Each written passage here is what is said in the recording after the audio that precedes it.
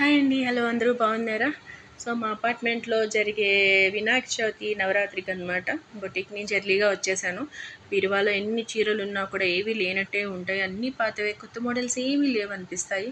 ఫైనల్గా అయితే ఆ రోజు కట్టడానికి 2 చీరలు తీసాక ఏది కట్టాలా అనేది అయితే కన్ఫ్యూజను.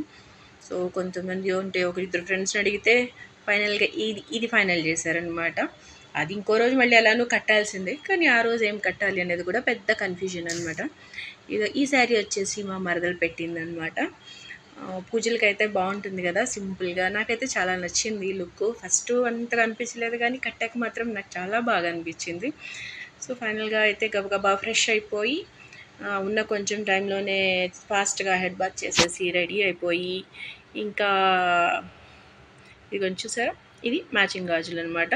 నాకు శారీకి మ్యాచింగ్ గాజులు అంటే చాలా ఇష్టము. కాకపోతే శారీ కొన్నప్పుడు గాజులు కొనను, ఒకేసారి హోల్సేల్గా ఎక్కడైనా వెళ్ళినప్పుడు హోల్సేల్గా కొనేస్తాను. సో 100 రూపాయల గాజులు అనుకోండి, 50 రూపాయలు 60 రూపాయలకే వచ్చేస్తాయి. ఒకేసారి చాలా కలర్స్ కొనేస్తాను, ఒక 12-15 పైస్ కొనేస్తాను అనమాట.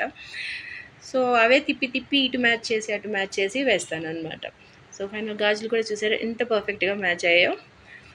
ఫైనల్గా ఇదనమాట లుక్. హడావిడిగా రెడీ అయిపోయాను. అప్పటికే కింద ఆల్మోస్ట్ ఎండింగ్కి వచ్చేసింది పూజ, ఎందుకంటే నేను షాప్కి వెళ్ళి అక్కడి నుంచి బొటిక్కి వెళ్ళి అక్కడి నుంచి మళ్ళీ ఇంటికి వచ్చి రెడీ అయ్యి రావాలి కాబట్టి. సో ఇది మా అపార్ట్మెంట్లో వినాయకుడు. ఫైనల్గా లాస్ట్గా ఉన్న కొద్ది టైంలోనే గబగబా ఈ ఫోటోలు తీసేసి మీకోసం ఇలా అప్లోడ్ చేసేసాను అనమాట.